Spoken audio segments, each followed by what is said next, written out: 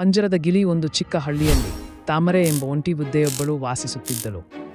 ಆಕೆಯ ಜೀವನ ಸರಳವಾಗಿತ್ತು, ಆದರೆ ಒಂಟಿತನದ ಛಾಯೆ ಆಕೆಯ ಮನಸ್ಸನ್ನು ಕಾಡುತ್ತಿತ್ತು. ಆಕೆಯ ಏಕೈಕ ಸಂಗಾತಿಯೆಂದರೆ ಚಿನ್ನದಂತೆ ಹೊಳೆಯುವ ಹಸಿರು ಗರಿಗಳನ್ನು ಹೊಂದಿದ್ದ ಮಿಂಚು ಎಂಬ ಗಿಳಿಯೊಂದಿತ್ತು.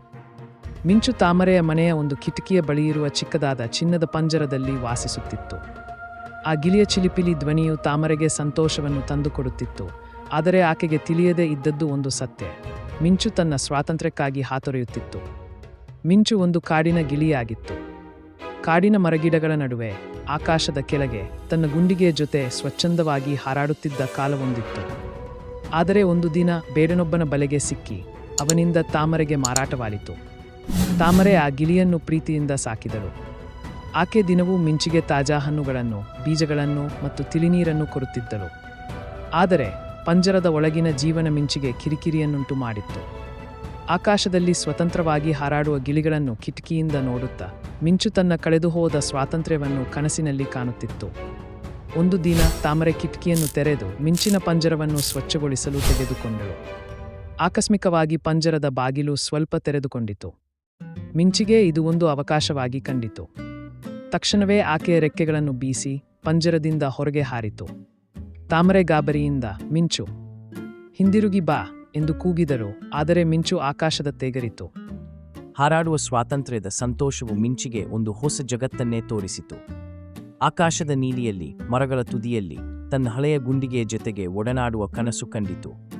ಆದರೆ ಕೆಲವೇ ಗಂಟೆಗಳಲ್ಲಿ ಮಿಂಚಿಗೆ ಕಾಡಿನ ಜೀವನದ ಕಷ್ಟಗಳು ಎದುರಾದವು. ಆಹಾರವನ್ನು ಹುಡುಕುವುದು, ಬೇಡರಿಂದ ತಪ್ಪಿಸಿಕೊಳ್ಳುವುದು ಮತ್ತು ರಾತ್ರಿಯ ಚಳಿಯಿಂದ ರಕ್ಷಣೆ ಪಡೆಯುವುದು ಇವೆಲ್ಲವೂ ಸವಾಲಿನ ಸಂಗತಿಗಳಾಗಿದ್ದವು. ತಾಮರೆಯ ಮನೆಯಲ್ಲಿ ಎಂದಿಗೂ ಆಹಾರದ ಕೊರತೆ ಇರಲಿಲ್ಲ, ಆದರೆ ಇಲ್ಲಿ ಎಲ್ಲವೂ ಕಠಿಣವಾಗಿತ್ತು.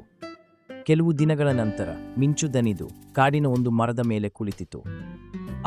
ದೂರದಲ್ಲಿ ತಾಮರೆಯ ಮನೆಯ ಕಿಟಕಿಯ ಬೆಳಕು ಕಾಣಿಸಿತು. ಮಿಂಚಿಗೆ ತಾಮರೆಯ ಪ್ರೀತಿಯ ಆರೈಕೆ, ಬೆಚ್ಚಗಿನ ಮನೆ ಮತ್ತು ಆಕೆಯ ಒಂಟಿತನವನ್ನು ತಾನು ತುಂಬುತ್ತಿದ್ದ ಸಂತೋಷವು ನೆನಪಾಯಿತು. ಸ್ವಾತಂತ್ರ್ಯದ ರುಚಿಯ ಜೊತೆಗೆ ಆಕೆಗೆ ತಾಮರೆಯ ಪ್ರೀತಿಯ ಮೌಲ್ಯವೂ ಅರಿವಾಯಿತು. ಒಂದು ದಿನ ಮಿಂಚು ತಾಮರೆಯ ಮನೆಯ ಕಿಟಕಿಯ ಬಳಿ ಹಾರಿ ಬಂತು. ತಾಮರೆ ಆ ಗಿಳಿಯನ್ನು ಕಂಡು ಸಂತೋಷದಿಂದ ಕಣ್ಣೀರಿಟ್ಟಳು. ಆಕೆ ಕಿಟಕಿಯನ್ನು ತೆರೆದಾಗ ಮಿಂಚು ಒಳಗೆ ಹಾರಿ ಬಂದು ತನ್ನ ಪಂಜರದ ಬಳಿಯೇ ಕುಳಿತಿತು. ಆದರೆ ತಾಮರೆಗೆ ಈಗ ಒಂದು ಸತ್ಯ ತಿಳಿದಿತ್ತು: ಮಿಂಚಿಗೆ ಸ್ವಾತಂತ್ರ್ಯವೂ ಬೇಕು. ಆಕೆ ಪಂಜರದ ಬಾಗಿಲನ್ನು ತೆರೆದಿಟ್ಟು "ನೀನು ಬೇಯಿಸಿದಾಗ ಬಂದು ಹೋಗಬಹುದು ಮಿಂಚು" ಎಂದಳು. ಅಂದಿನಿಂದ ಮಿಂಚು ಕೆಲವೊಮ್ಮೆ ಕಾಡಿಗೆ ಹಾರಿ ಹೋಗುತ್ತಿತ್ತು, ಆದರೆ ಯಾವಾಗಲೂ ತಾಮರೆಯ ಬಳಿಗೆ ಹಿಂದಿರುಗುತ್ತಿತ್ತು. ತಾಮರೆಯ ಒಂಟಿತನವನ್ನು ತಾನು ತುಂಬುತ್ತಿದ್ದರೂ ತನ್ನ ಸ್ವಾತಂತ್ರ್ಯವನ್ನು ಕಾಪಾಡಿಕೊಂಡಿತು.